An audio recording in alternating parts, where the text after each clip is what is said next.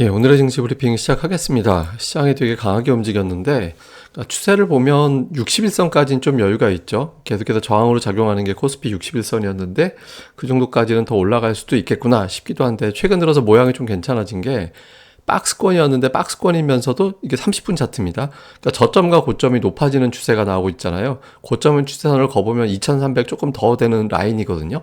어쨌든 그 공간까지는 조금 더 올라갈 수 있겠구나. 그리고 이제 추세가 이전 저점 위에서 매수세가 자꾸 형성되고 있기 때문에 투자자들이 긴축 완화에 대한 어떤 기대감이 조금 더 올라갈 공간이 있겠구나라고 해서 일단 투자들이 일단은 좀 푸시하고 보는 그런 움직임이 나오고 있습니다. 그런 동력으로는 앞서 말씀드렸던 대로 미국이 긴축 속도를 좀 조절할 가능성이 생겼다. 그렇게 되면서 달러 인덱스가 115 정도가 제가 보기에는 중요한 마디다라고 말씀을 드렸었잖아요. 근데 이제 115 근처까지 한번 갔다가 거기서 빠지고 나서부터는 이제 지금 흘러내려서 110 밑으로까지 내려오는 그런 모습이 나왔죠. 그리고 이제 위안화 환율 같은 경우도 뚝 떨어지고 오늘 뭐 다시 올라오긴 했지만 위안화, 엔달러 이런 어떤 환율이 크게 빠지는 그런 모습이 나타나고 있거든요. 이게 다 개입 때문에 빠지는 거라서 얼마나 오래 갈지는 봐야겠습니다만은, 근데 동시다발적으로 환시장에 개입을 하고 있어서 이게 뭐 나중에 또 설명드리겠습니다만 어쨌든 이제 환율이 빠지면서 어쩌면 달러 강세가 좀 한동안 주춤거릴 수도 있겠다. 그럼 일단 그 기간만큼은 올라가고 보자. 이런 어떤 투자들의 심리가 있었을 겁니다. 그리고 금리 긴축에 대한 어떤 긴장도가 상당히 높았는데 이게 11월 다음 주 이제 FOMC 회의에서는 90% 0.75 올리는 거를 거의 기정사실로 보고 있는데 12월이 좀 달라졌어요. 지난주까지 12월에도 0.75 올릴 것이다라는 확률이 75%였거든요. 근데 지금 39% 정도로 낮아졌고 0.5 이하로 올릴 것 같다라는 확률이 60% 정도로 훨씬 더 높아졌습니다. 그래서 투자자들은 어쨌든 지난 주말 월스트리트 저널의 어떤 기사, 메리데일리의 어떤 발언 이 이후에 금리 인상 속도가 조금 둔해질 것 같고 그걸 빌미로 달러는 약해지고 증시는 올라가는 그런 구도가 오늘까지도 이어졌다 이렇게 볼 수 있겠습니다. 그리고 채권금리 자체도 하락하고 있잖아요. 미국 10년물 금리가 제가 이제 4.5%가 굉장히 중요한 위치다 라고 말씀을 드렸죠. 근데 이제 4.3 언저리 갔다가 일단 밀렸는데 이게 4.5라고 해서 4.5에서 드라마틱하게 맞고 떨어지는 거는 되게 나쁜 거예요. 그러니까 그 근처 가서 그 근처도 가지 않고 빠져주는 게 제일 좋은 거거든요. 그게 정말 저항인 거거든요. 근데 일단 이제 그런 모양새를 보여주긴 했죠. 근데 보시다시피 구간마다 많이 빠지는 척 했다가 다시 밀고 올라간 적이 좀 있었기 때문에 이게 이제 4% 밑으로까지 확실하게 내려가 주는 게 투자자들에게는 조금 더 안도가 될 것 같습니다. 그리고 특징적으로는 삼성 SDI가 대장주예요. 이번 달에만 30% 넘게 올랐거든요. 그러니까 그동안에 10월에 제가 종목별 수급 말씀드릴 때 2차전지, 삼성전자, SK하이닉스 이런 종목들이 계속 상단에 있다라고 말씀을 드렸었잖아요.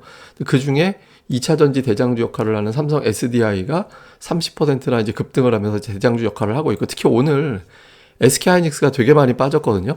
그러니까 61선이 참 어려워요. 이 종목 보면. 그래서 이 근처가 정말 어마무시한 저항대구나라는 걸 다시 보여주는데 근데 이게 빠졌는데 보통 빠질 때 나쁜 장세는 그 종목이 현금화되는 게 제일 나쁜 건데 빠져도 다른 종목으로 채워지면서 밀고 올라갈 때는 당장 적어도 그 시점에서는 시장이 괜찮구나라고 해석을 하거든요.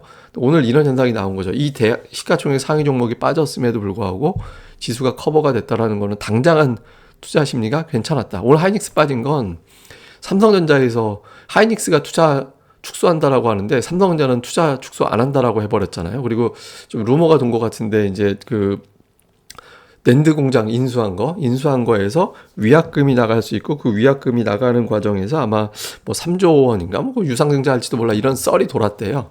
예, 그것까지 겹치면서 이제 빠진 걸로 보여지는데 하이닉스 지금 21선 밀렸는데 요 선에서는 다시 되돌려야 됩니다. 이게 이제 더 빠져버리면 지수에 좀 영향을 줄 수 있기 때문에 이제 하이닉스가 이 점에서 뭐 올라가는 것까지는 몰라도 방어가 되는 흐름이 나오는지가 중요하죠.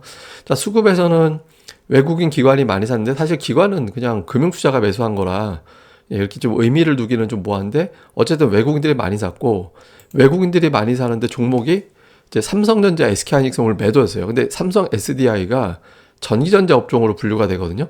LG에너지 솔루션도 전기전자 업종에 분류가 돼요. 그러니까 전기전자 보통 매수하면 삼성전자, 하이닉스가 들어가는데 오늘은 두 종목은 합쳐서 한 300억 조금 더 넘게 매도가 나왔고 이제 삼성 SDI를 비롯해서 이제 2차전지 관련된 종목군들 이런 쪽의 어떤 매수세가 되게 집중됐습니다. 그리고 화학주로 분류가 되는 뭐 LG화학이라든가 이런 것들, SKC 이런 것들이 좀 강세를 보이는 게 특징이었고 전차는 팔았어요. 원래 전통의 전차는. 그러니까 외국인들이 약간 2차 전지는 계속 집중하는데 전차 군단은 좀 매도를 했는데 요게 연속적으로 가면 안 됩니다. 그러니까 하루 이틀 정도 매도하고 그 다음에 매수로 다시 붙여줘야 되는 거죠. 그래서 요 흐름이 중요하고 기관은 뭐 ETF 쪽 매매가 워낙 많아가지고 종목에 의미 두긴 그런데 어쨌든 매도는 하이닉스, 삼성전자 이슈 때문이죠. 4분기 또 적자 이야기 나오고 하니까.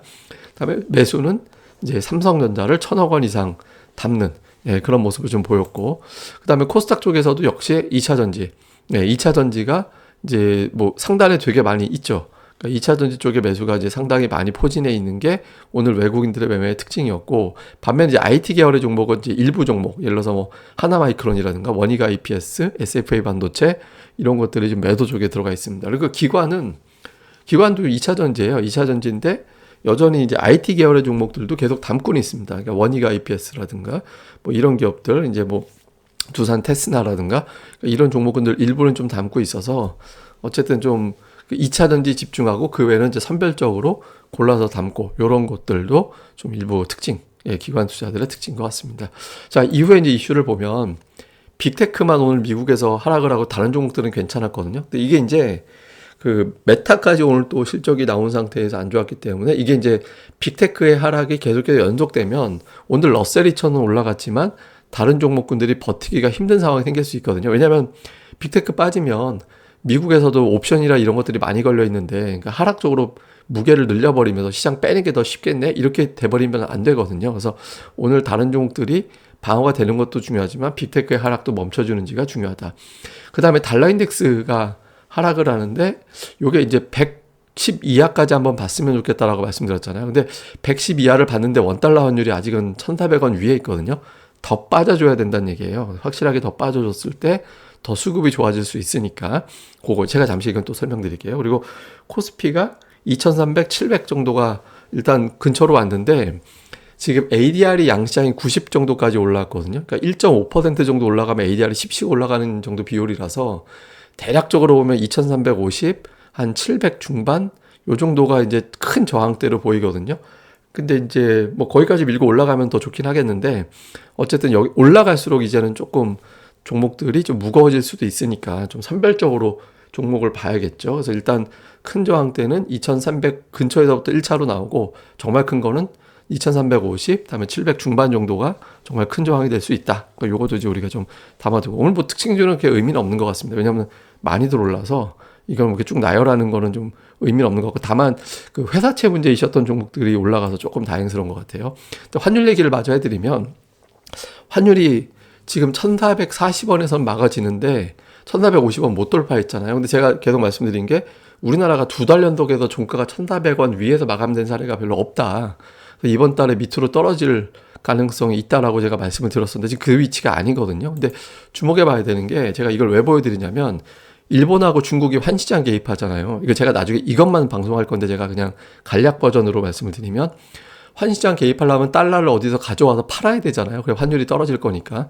가져오는 방법은 통화스와프 맺은 나라는 그 돈 활용을 해도 되고 보유하고 있는 외환보유고를 써도 되는데 또 하나의 방법은 미국 국채 파는 방법이거든요. 그러니까 미국 국채를 팔아가지고 그 돈으로 달러 조달해서 그걸로 팔아버리고 해서 환율을 밀어내는데 이거 만약에 미국 국채에 손을 대기 시작하면 국채 금리가 올라가게 되니까 미국도 불편하거든요. 그러니까 미국이 어느 정도 선까지는 달러 강세를 계속 추진을 하겠지만 다른 나라들이 미국 국채에 손을 대기 시작하면 미국도 그건 또 부담이 되기 때문에 강달러에 대한 이점보다 거기에 따른 어떤 부담이 또 커지는 상황으로 바뀌어버릴 수도 있거든요. 그래서 이제 이게 어디가 타협점이 될까? 그러니까 저는 이제 115 정도가 그 라인이 되지 않을까라고 본 건데 모양새는 비슷하긴 하거든요. 근데 인위적으로 저 개입해서 막는 게 한계가 있어요. 그래서 지금 요게 이제 러시가 돼서 아예 그냥 이게 왜 강달러가 좀 마무리가 되면 시장이 의외로 좀 더 갈 수도 있는 거고, 여기서 이제 110 밑에서가 개입은 여기까지만 이렇게 되면서 이제 또 이런 것도 무시하고 더 밀고 올라가 버리면 더 무서운 어떤 장이 또 만들어질 수 있거든요. 그래서 지금 이제 원달러 환율 말고 달러 인덱스가 110 아래로 확실하게 내려가 주는지, 그리고 우리나라 그래서 원달러 환율이 1,400원 밑으로 깨지면 수급이 더 확 좋아질 수 있거든요. 그래서 요 흐름도 좀 주목해 보시는 게 중요할 것 같습니다. 예, 그럼 또 오늘 하루 또 잘 보내시고요. 저는 또 다음에 뵙겠습니다. 그리고 이 방송 구독하기와 좋아요 좀 꼭 좀 부탁드리고요. 그리고 네이버에서 고릴라 리서치 검색하시면 저희 또 커뮤니티 오실 수 있으니까 많이들 와주셨으면 좋겠습니다. 감사합니다.